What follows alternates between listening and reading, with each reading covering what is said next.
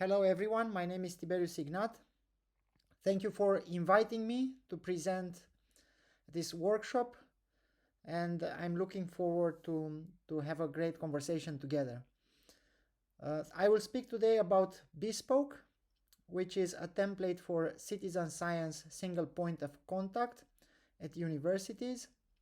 BESPOC is an acronym, broad engagement in science, point of contact. Citizen science is a pillar of European Commission Open Science Policy Platform.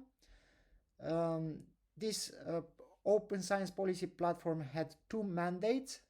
They accomplished them successfully. Is no longer an expert group as it was originally designed, but it remains a de facto platform for developing especially policies for citizen science, although now it's informal. So what is citizen science? We don't have a definition for that. I have the opinion that we don't necessarily need to seek for such a definition. If we have non-scientists that are actively contributing to science, and it's important to highlight active contribution, either with their intellectual effort or with knowledge, tools, or resources, then we could consider we have a citizen science approach. So, citizen science at universities. First, this idea came from LERU, which is the European Association of Most Research-Intensive Universities. In 2016, they published a paper called Citizen Science at Universities, Trends, Guidelines, and Recommendations. It was the 20th advice paper of LERU. And here it is, one of their recommendation is consider creating, where viable, a single point of contact for citizen science within the institution to advise scientists and to ensure liaison with national and regional citizen science universities. Therefore, we took that idea and we published early in 2020, in January, an article. It was published together with Dr. Paul Aries, the Vice Provost of UCL, titled Built to Last, Embedding Open Science Principles and Practice into European Universities. One of the sections of this article was launching the prototype for BESPOC and introducing the acronym BESPOC. We thought it's good to have a shorter term to describe the single point of contact as a broad engagement in science in order to circulate it easier in further conversations. There is no definition generally accepted for citizen science. And there were different attempts to create a definition. I personally don't think we need a definition. In a broad sense, let's agree that we discuss about citizen science when we have non-scientists making an active contribution to science. Active is important, either by bringing their intellectual effort, knowledge, tools, and other kind of resources. Again, not a definition, but agreeing on a broad terms on what we mean when we speak about citizen science. And the term itself, citizen science, is not yet generally accepted. Nothing like those details should prevent us having a serious discussion about citizen science. I'm trying to make as much room for questions and for discussions. This presentation is in a nutshell from what I normally present. So I want to go back now and discuss a bit from where this idea of having a single point of contact is coming.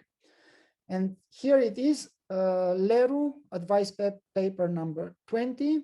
LERU is the European Association of, I would say, most intensive research universities. People could argue on that most intensive. Is the European League of Research Universities. very intensive in my opinion, and they release white papers on various matters in order to offer guidelines to their members and those observing the life of this association. In 2016, it was Citizen Science at Universities, Trends, Guidelines, and Recommendations. Main author, Daniel Wieler from Zurich. In this paper, one of the recommendations is to consider creating, where viable, a single point of contact for citizen science within the institution to advise scientists and ensure liaison, I hope it's correct in English, with national and regional citizen science initiatives. It was very strong, in my opinion, that recommendation. We wrote a paper together with other authors. One of our colleagues was Dr. Paul Harris, former president of LIBER, for those that are LIBER members here today. Built to last, embedding open science principles and practice into European universities. And an entire part of this paper is dedicated to citizen science, and this is the place where we launched BESPOC, the broad engagement in science point of contact. We felt the need, although it might be just a small detail, for some not even serious, to create an acronym or a name that is easily circulated so that we speak more fluently about a single point of contact of citizen science activities in universities. And we created BESPOC as a term, broad engagement in science point of contact. Oh, again. Now, coming back to the OSPP final report, they read their citizen science still in early stages of discussion, planning, and some initial implementation. Compared with other pillars of open science that have been taken care there. Well, more specifically, for example, we're compared with open access, compared with fair data, compared with EOSC, also rewards and incentives, or compared with responsible metrics. Is not named responsible metrics. It has another terminology where we have DORA, for example, initiatives in place. Citizen science looks like not performing that well. It's not necessarily the reality, and the report doesn't say that. It only says that the take-up at university level, at research organization level, is not as big as it would have been expected. Citizen science activities are many in Europe. Many of them could receive big accolades, are very important and significant, but are not necessarily creating the bond that is needed with the university and research organization as a parent institution for that activity. Well, good or bad is not me to say here. What I can say here is that one important recommendation is to have a holistic approach at the level of university for citizen science activities, to have a citizen science single point of contact, and we are not there yet. It's in our hands to move there, but we are not there yet. What we did, we took that recommendation and we discussed, even before we published the paper last year, we discussed that in different conferences. Some of these events were organized by us, LIBER and UCL, Focus on Open Science series. We also published different papers. We tried to connect with most important actors. We presented and we submitted to other conferences and events. Some of them rejected, some of them accepted our papers. We made the groundwork which is necessary, which is typical, and we were treated as normal, not as a secondary topic or things like this. One-to-one meetings, many of them, and consultancies. In particular, I want to To remind here about an event which was in Patras at the LIBER conference in 2017, where we first introduced the idea, well, I think it's, in our opinion, first time when it was introduced, the idea of research libraries supporting in an organized manner, institutional manner, supporting citizen science activities. And we brought a list of possible areas of support. We tried to prioritize. The discussion warmed up during the conference. I felt like being welcomed. Not immediately, it was created a working group, but after 2 years, the working group have been on the table of the board.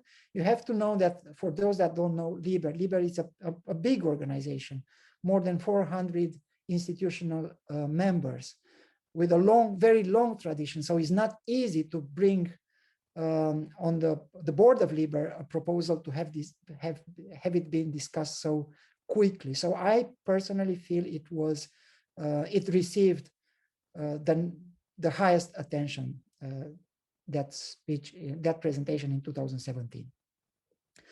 Now, not too much words around BESPOC, but the BESPOC model, remember, this is a prototype that we created. First is the policy. It's a constantly updated report, policy, and executive plans that should be aligned between different practitioners of citizen science activities, those that have intention to support institutional citizen science activities, for example, research libraries, but could be any other departments, and the strategy of your institution. And this is not, as I said, not necessarily a platform, but a continuously updated report that should be part of this office, if you want to call it office. But this single point of contact is not necessary to be considered an office in itself. It could be also considered a line of processes that are managed, not only launched, but also managed. The next element, quite intuitive, is an activities portal to communicate outside. Remember, citizen science, and I don't feel it's needed to enter into this kind of details now. I'm sure you've been presented already. Citizen science, just to briefly mention, is not only about involving citizens into research activities, it's also about educating citizens and society, and aligning with that kind of education with and also with the wisdom that academic institutions and research organizations are able to collect through this two-way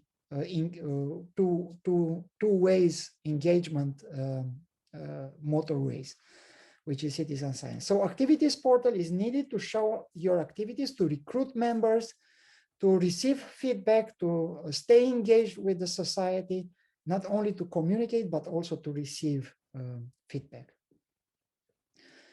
Then part of this prototype is a partnership framework, which includes at minimum drafts for partnerships and reports. It is, in our view, a great mistake to think that citizen science could be siloed activity. You need to look for partnerships to sign formal partnerships, to support informal partnerships. Not all elements, you have to admit, will be in your hands. So you better try to find partners to cover all that is needed for developing citizen science activities. You need, for example, a partnership with a museum. Try to create that partnership. You want a partnership with a newspaper, a local newspaper, or more than that. Is better, before you start, it's better to be prepared with drafts and to showcase with reports that you can produce within that partnership.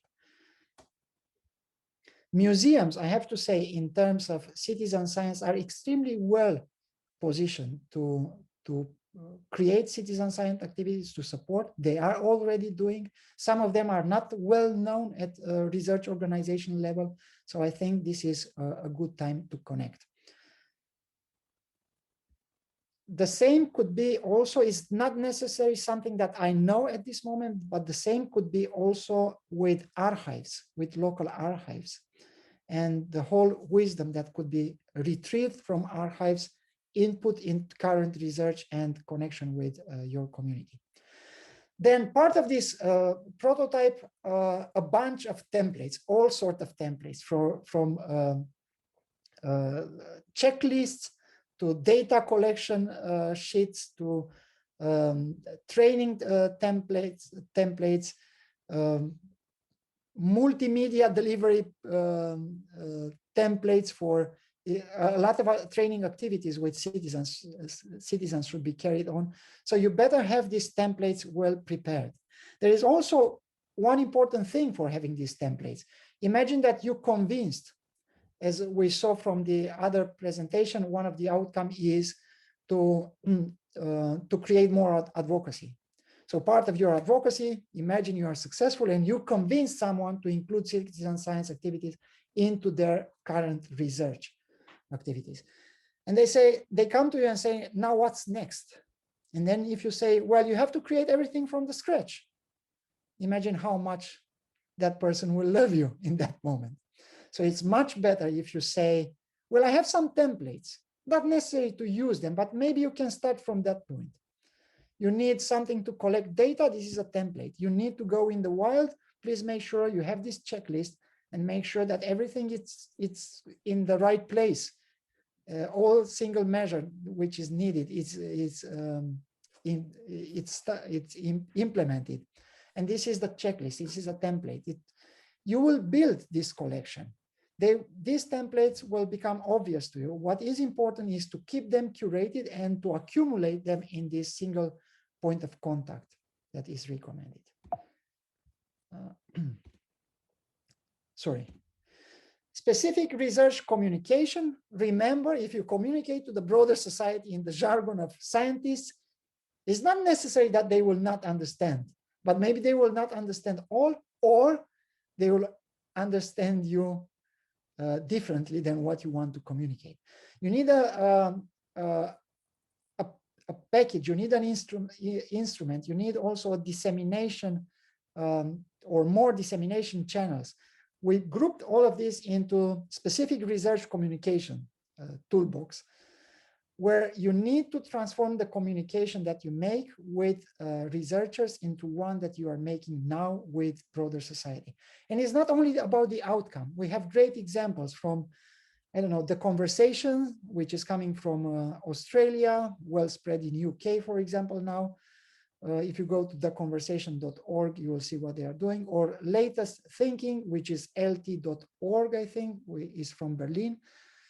This is transforming the scientific jargon or the scientific communication into layman communication. But it's not only that. If you want to explain the data collection protocol to a non-scientist, you need to explain it into her or his own language. You don't have to, it's not good to assume that he understands if you put it like you're making it, communicating it with one of your researcher colleague. Research office connector. I'm not sure how common is to your institution or to different institutions. With the institutions we are working, it's very common to have a research office. This is typically the office that is helping researchers to submit grants, for example, or to manage grants and other research activities. We try to emphasize there a scouting and editing tool. If you are up to the task with citizen science activities, you also need to identify calls, for example, for projects where you can submit with your idea of researching something with the help of citizens. And they are very well suited to inform you, to guide you, to help you for that. You also need a specific editing tool. You need to play the right chord, which will make music nice for the ears of evaluators when you write proposals. And you need to understand well what the call is asking you. well, you can't be a nice encyclopedia and know all these things by heart. So what we recommend here is to create a connectors to say, look, we are the single point of contact. We have a lot of people that are coming to us saying that they like this idea. They want to have these citizen science activities. They currently have these activities. It would be good if we help them. Maybe they don't reach you, dear research officer, but through us, they can reach you easier. So let's have this connector. It's a lot to work for creating this connector. It's not as simplified as it looks in this prototype, but any 1,000 steps, how is that Chinese proverb? Any 1,000 steps journey still starts with the first step. So you should, we recommend you to start creating this connector. A gateway to society, a desk, if possible, physical one, if not a virtual one. I personally think a virtual desk would make the job even better than a physical one, but it's, again, depending on the culture, depending on the institution, or depending on the local arrangements and local specific. It's good to have a front desk where you communicate with society. It's not only when you try to recruit people, it's also being there to answer their questions outside of recruitment process, or to communicate with those that are already enrolled in a project. Remember, research activities have been characterized as siloed activities, and I think they are still characterized by the large society. And this is not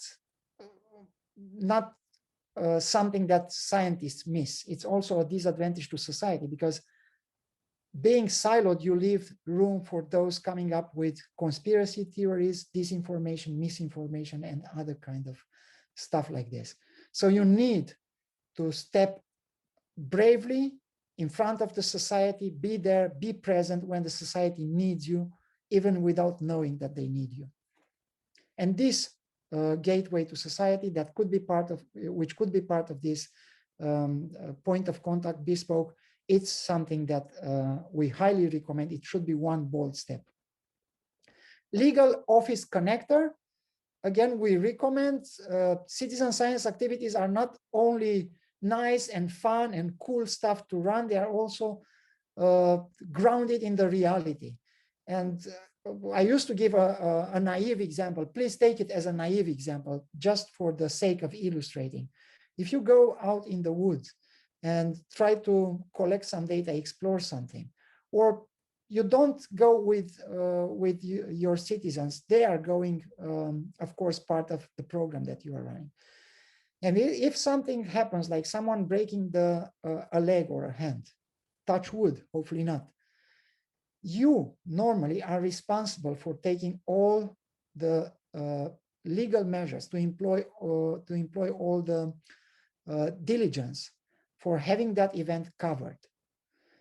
These places could be remote places, and if you didn't announce in good time emergency services, they could consider that you didn't make the right diligence to have them prepared to intervene when needed. The same could go for starting fire in the wild or other things. I don't want to scare, I don't want to present a negative face here. I just want to say that there are important reasons to keep you connected with all legal matters, safety compliance matters in your institution once citizen science activities are elevated at institutional level. You should do the same when it's in your department, but even more important when are run and known at the institutional level. Community builder portal and activities portal could be merged into one portal.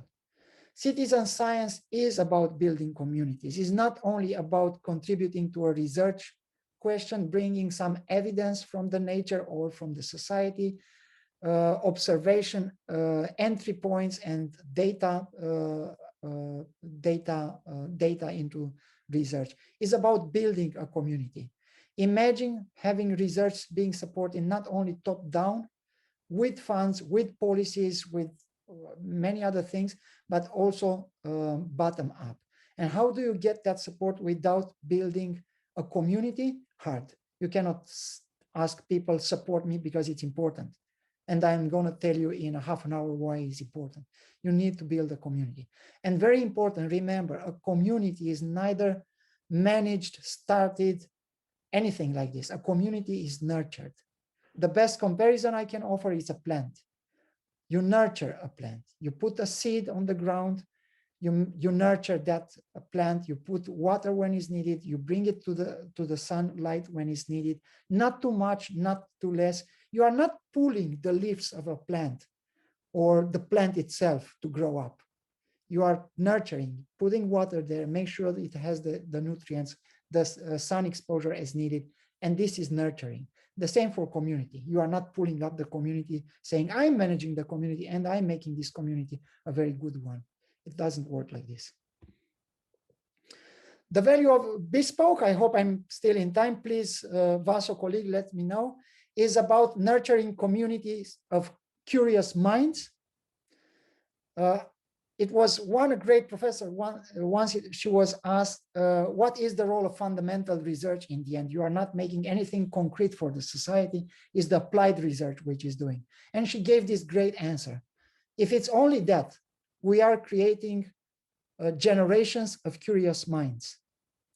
So trying to extend that to citizen science is able, before everything else, above everything else, it's able, has this great chance to create communities of curious minds around your institution, around your discipline, your field. And this is not a little thing. Educate people, and not last, consolidate trust in research. And we see now, we are in the middle of pandemic. We see how important it is. I can illustrate with a leaflet that I have here preserved for my kids to show how we were persuaded by conspiracies and other misinformation and disinformation groups not to believe in vaccine, not to believe in coronavirus, not to believe in all of these things. And what is the counter action of that is to build trust in research. Evidence versus misinformation. If you want to play on that game, citizen science is very good for that. Sustainable development versus manipulation. If you want to extend even more, practice versus rhetoric. Wisdom versus sophism. All these aspects, if you want to tackle citizen science, stays very well for your package, to be prepared for that. In the end, it's about researchers becoming better citizens, contributing even more to the society. And I hope I'm not too much rhetoric in this. Two final things. LERU Citizen Science Working Group. If you are not familiar with, please go and click on the link. The bottom link, the link at the middle is the Open Science Roadmap of LERU. And Citizen Science Working Group is aligning with that roadmap. LERU Citizen Science Working Group has 6 strategic directions. Well, I don't think it's necessary to read them. You have them, and I'm sure you will have the slides. I am responsible for partnerships and participation, by the way. European Citizen Science Association has launched a working group recently. I am part of that working group. I'm co-chairing it. Citizen Science and Universities. Actually, the title is Citizen Science, Universities and Research Organizations, but again, a long title, it's easier to keep it simple. Citizen Science and Universities. If you are coming from a research organization, please feel invited to consider yourself welcome here. It advocates and supports the embedding of citizen science activities at university level, both for research and education purpose. In fact, we are making our identity as we speak. We just had one meeting so far, and we'll continue. You are most invited to join if you'd like. We have some main objectives that could be altered by the development of the group, but the objective that we laid on the board of EXA when we submitted the application was to prepare a declaration to support I know some of you would say, oh, yes, another declaration. We were missing declarations, but sometimes they are important. It depends from culture to culture and what is the take-up from one country to another to citizen science. For some countries, I would say it's very important to have let's say, European declaration of support for citizen science activities. Unfortunately, in some cultures, is considered a kind of second-hand research activity. Sign partnerships with at least 2 other organizations that are able to accelerate support for citizen science at university level, and deliver 2 webinars. Some of you would say, well, 2 webinars, that's not much. For us, it is. Remember, this is a volunteer activity, and we want to make it with a smile. And finally, if it was needed, my contact details here. So that's everything I had to say. I hope it wasn't too long, and I hope you have some questions